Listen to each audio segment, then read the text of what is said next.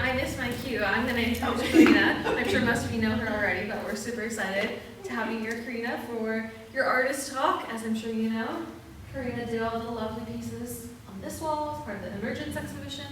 So, and she brought, as she said, a bunch of fabrics here for us to check out, which is awesome. So, I'll turn it over to you, Karina. The floor is yours. Thank you. We're excited to hear what you have to say. Well, thank you so much for inviting me for this artist talk. This is my first public artist talk, so Hello. hey, we'll see how we do.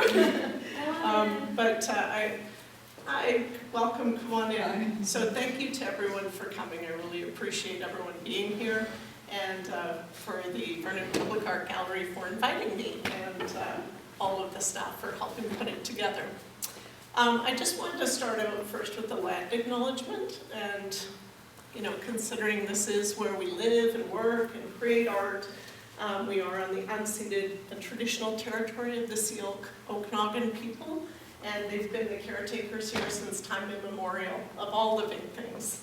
And the reason I give the land acknowledgement is really, it's kind of a political statement of support and recognition, but also really support for land back initiatives and water back initiatives across Turtle Island that I feel very strongly about.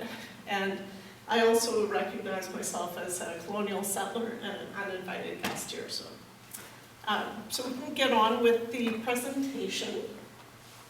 So fabricated identities.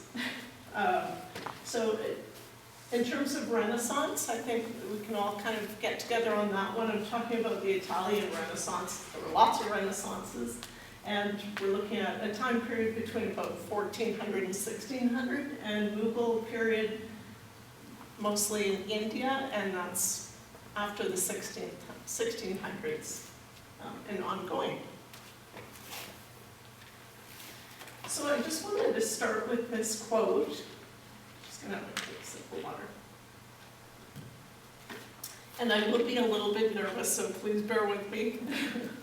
So this is a quote from the philosopher Kwame Anthony Pia, and the very notion of something called Western culture is a modern invention. And this comes from an article based on a lecture that he gave, and it's "There is no such thing as Western civilization." And that was the title. So in the essay, Pia is basically explaining how notions of East and West are constructs, and that they're colonial constructs. And simply put, when you hear West, it often signifies white and Christian, and when you hear East, it's often referring to black, brown, or Muslim. And I chose this quote because it does refer to some of the challenges that I'm taking on in terms of challenging my own Eurocentric notions of art, and also challenging viewers' perceptions of what East and West might mean. So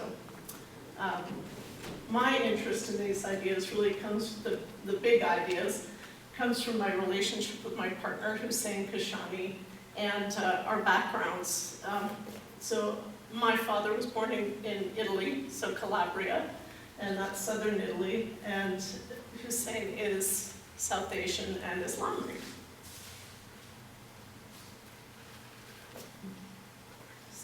So visual cultural intersection. So just as a background to my work, I wanted to give just a little bit of a travel log, and just a few of the travel experiences that I've had, and highlight some art historical inspirations. So what you have here, this was basically in 2015, we visited the Aga Khan Museum in Toronto, and it was part of a traveling exhibition, and it's A Thirst for Riches, Carpets from the East in Paintings from the West. And so this is the initial kind of inspiration for this project. You can see on the painting from the left, it's a Dutch painting, a young woman and a cavalier. And you can see on the bottom right, there's a Persian carpet. So on the right is an actual Persian carpet from around the same time period that you would have seen in some examples of these Dutch paintings. And then I was just really inspired by, for example, the colors, the rich reds, the dark blues, the gold, as well as the motifs. So a lot of floral motifs and cloud bands, which are just basically these funny cloud shapes, but peonies, lots of different flowers. And just as an anecdote, my mother, I don't know, many people grew up with mothers that collected things. We were talking about that earlier, about collecting things. And my mother collected what she called Oriental carpets. So we had a lot of Persian carpets and a lot of reproductions of paintings on the wall. Some of them were like Dutch paintings, probably. And I think what this signified was that we were like cultured and that we had, you know, entered into sort of middle class. So I participated in this project with my partners. It was called Evolving the Botanical Garden. And just let me grab that. In 2017, as a voiceover artist. And this was a really interesting project to be involved with, and really learned a lot about Islamic gardens, but also the Islamic world and how diverse it was. And if you look at the painting on the left, this was one of the paintings that I did sort of an interpretive voiceover for on the app, and 7 couples in a garden. So this is an example of a Persian miniature that I just found really enchanting. So you have a multitude of different couples, and some of them are men and women, and some are men and men, and I just found them really enchanting and just had a very sensitive, there was a very sensitive approach to the characters. And also I like the way you have a multi-perspectival space where things are sort of stacked up, and that really resonated with the way that I kind of worked with image making. So in 2019, we visited Italy together, and we went to Palermo, Sicily.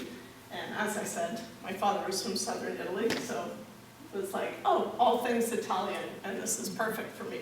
But, of course, being with my partner, who's an Islamic art historian, we were seeing things that were surprising, and one of them was the Norman Palatine Chapel, or Cappella Palatina. And there you see Arab, Islamic, Italian, and French culture all coming together in one place. So it was kind of mind-blowing. And we saw similar things in southern Spain as well.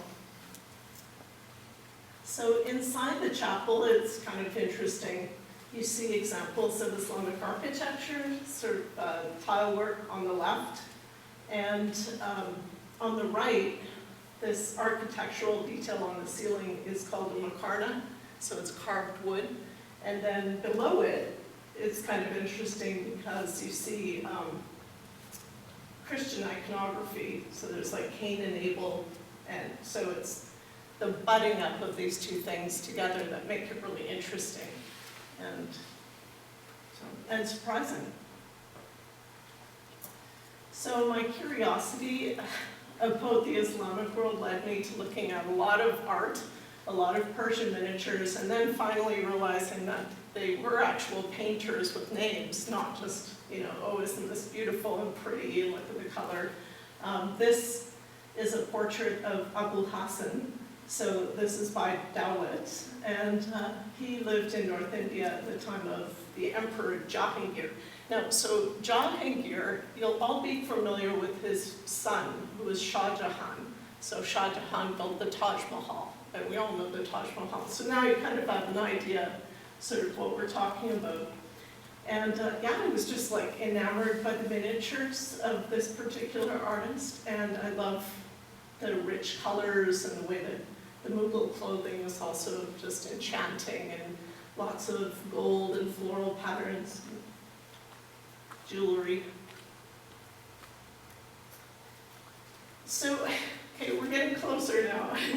I found this miniature painting by Abul Hassan of the portrait of the Emperor Jahangir. And so you see the folio page on the left, and you can see how tiny the actual painting is. That's a detail of it on the right there. And the emperor Jahangir was interested in a lot of things, especially European things. So actually, he asked his court painter, Abul Hassan, to go and study the works of Durer. So these etchings had actually come from Jesuit missionaries to Northern Europe. And so here we're in Mughal India with the court artist looking at etchings from Europe. So there was a lot of crossover. This is what happens at midnight, basically, when you're working in the studio. And this is one of my character studies of my partner Hussein. And this work shows really a departure from purely oil painting, which you can see I was still doing oil painting, but then I was also using gouache and acrylic. And this is just a work in progress, just to kind of show you what was going on. And I was working with some of these kinds of materials, so just whatever was on hand and cheap things, mass-produced commodities, to save time and effort in the studio. Yeah, I was just like, well, you know, for example, this is the napkins are basically those that I used. Some store-bought things. So this is another study. I worked on quite a number of just quick studies, just 9 by 12 inches for this one, and using yarn in lots of different kinds of textiles for the first time, just seeing like, you know, how could I make a pattern to create a shape, and working with it this way. And yeah, I was still looking at Persian and Islamic art, especially the Book of Kings, which is the Shahnameh, and looking at a lot of characters and just finding them so cool. This is another character from the Shahnameh, the Simurgh, and the Simurgh is basically a bird like the phoenix, and so this is eyeball Simurgh. This is just another study that I did.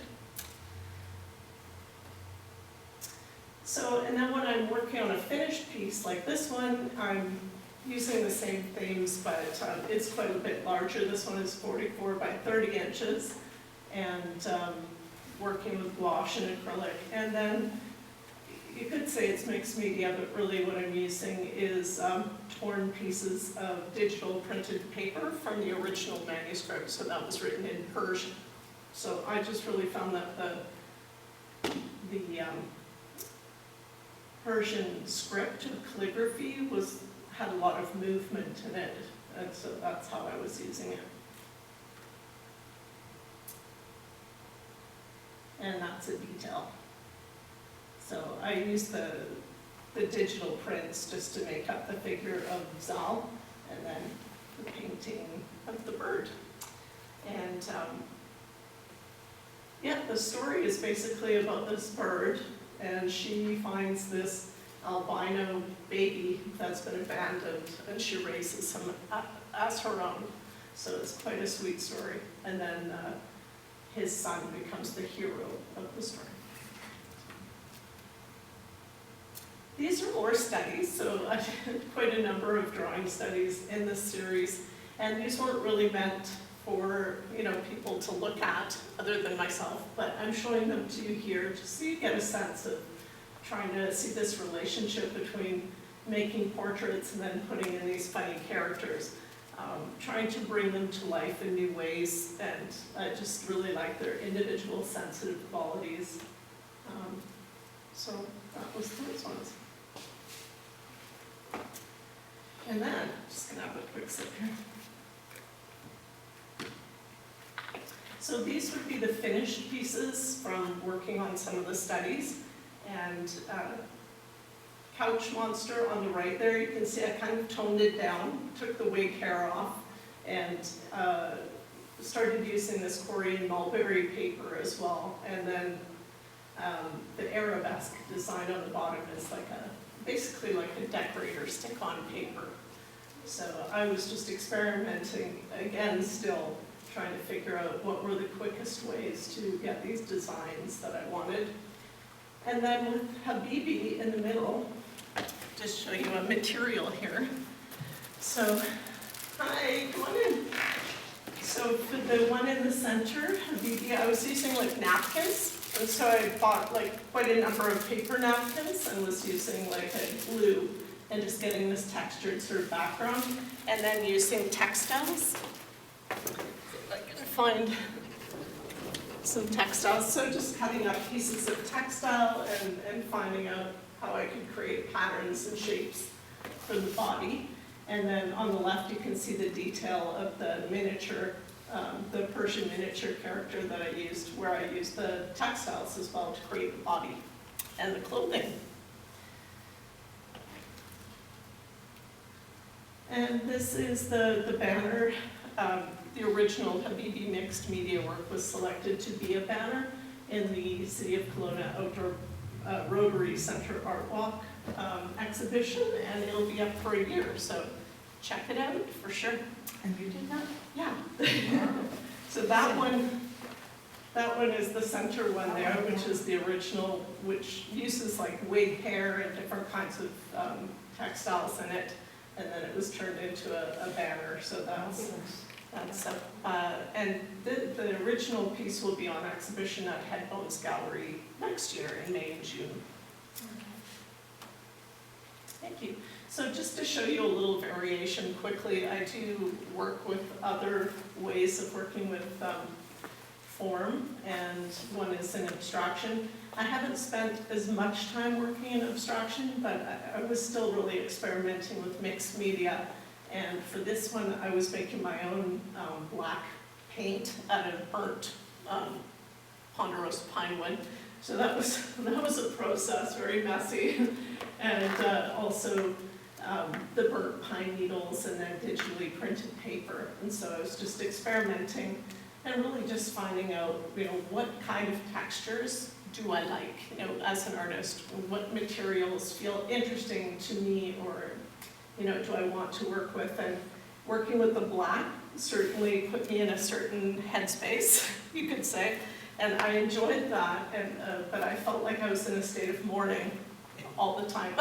I was really mourning the trees. I was feeling like I was still trying to have fun, but then feeling really sad and a sense of loss. So I had a different experience working with the textiles, and I can get into that. So the materials really do come to life as you're working with them, whatever it is that you're working with. So I'll get into the diptychs.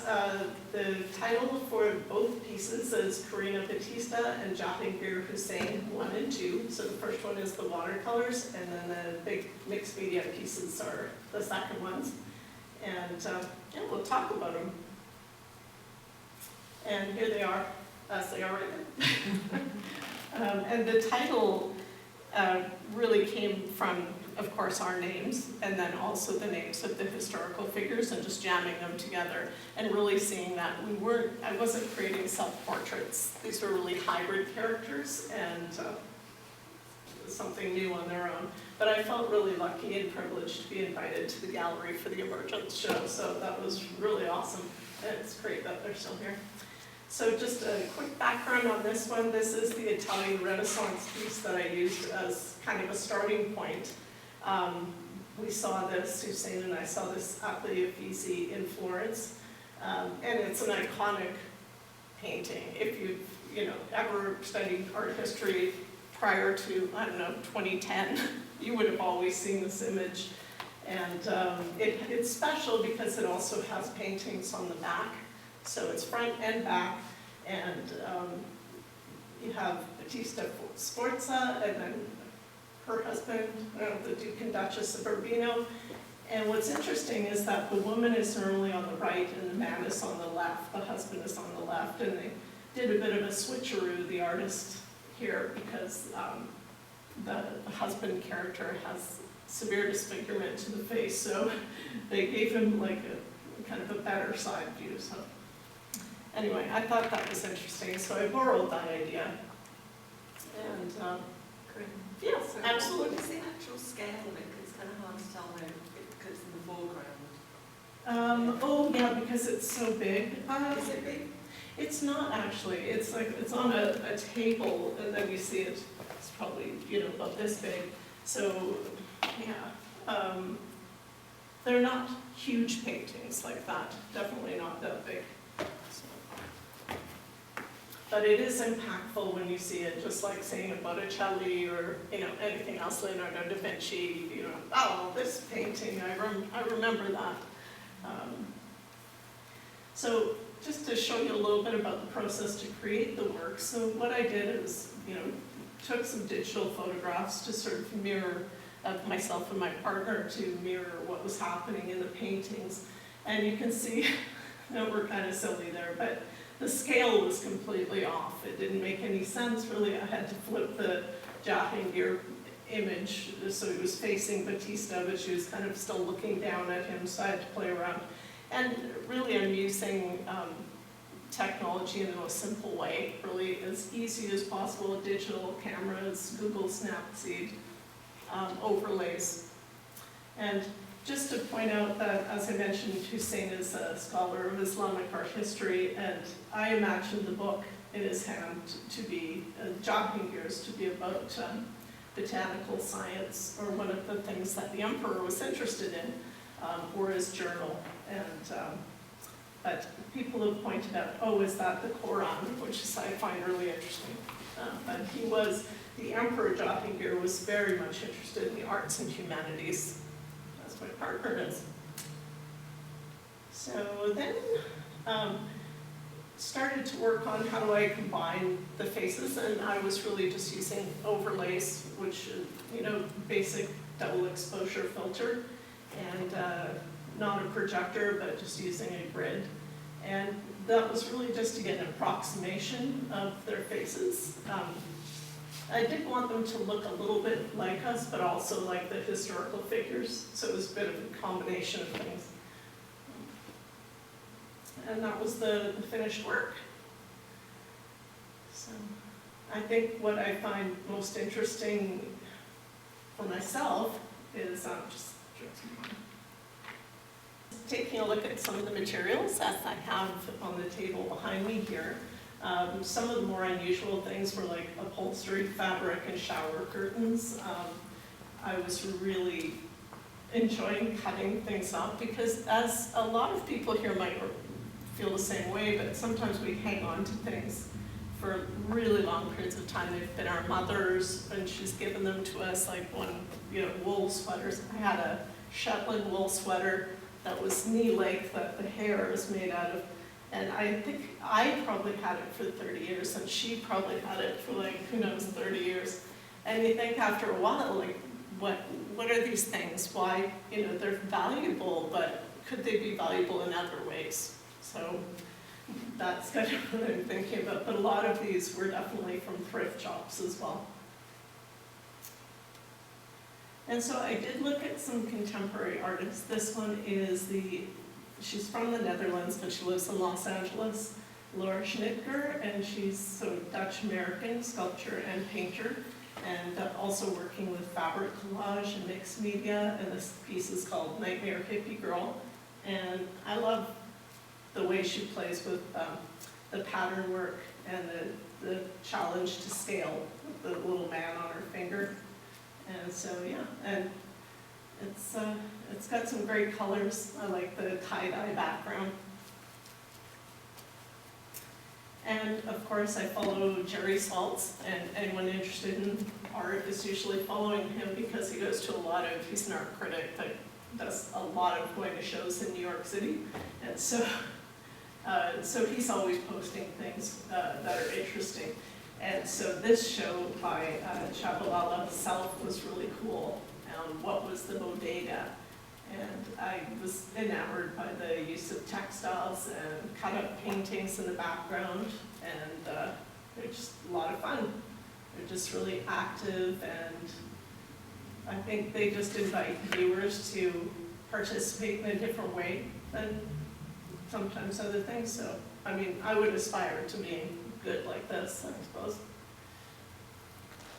So this is me working in the studio, making big messes.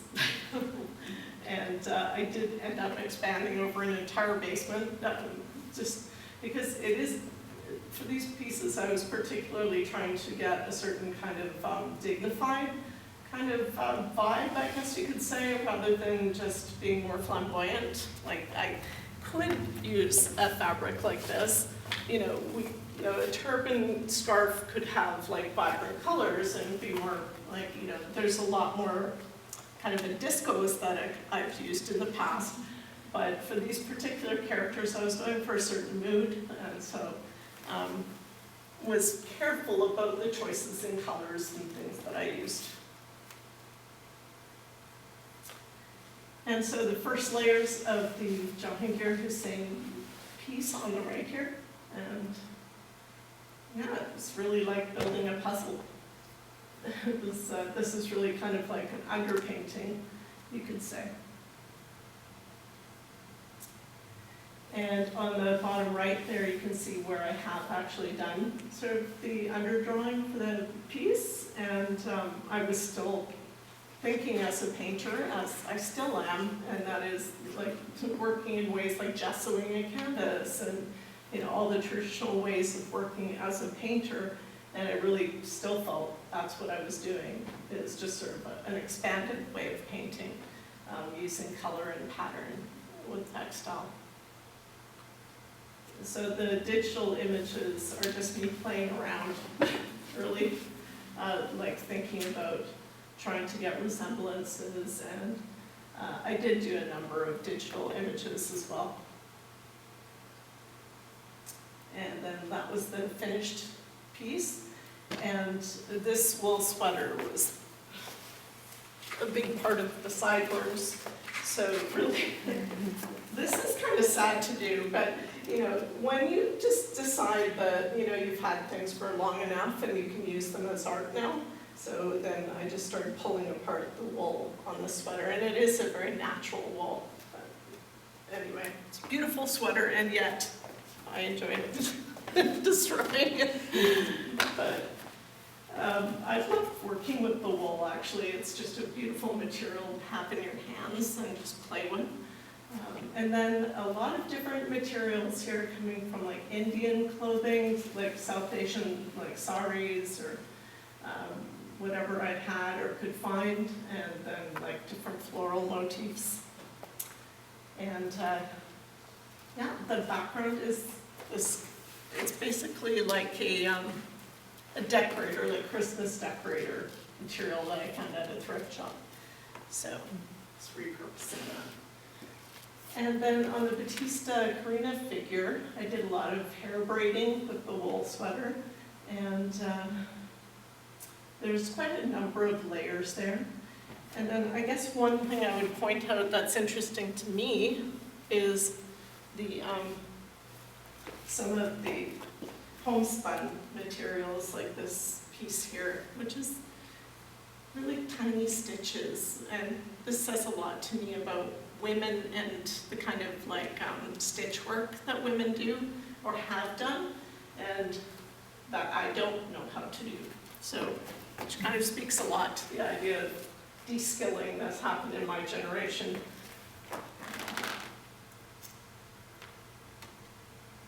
So, zooming in. So one of the things I love is having, just leaving these little areas that are kind of part of the original underlayer. And so this is like the little worried old man in the head idea.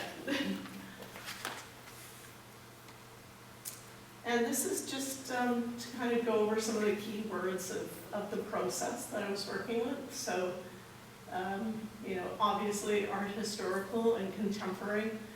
That idea of generational de-skilling and then re-skilling.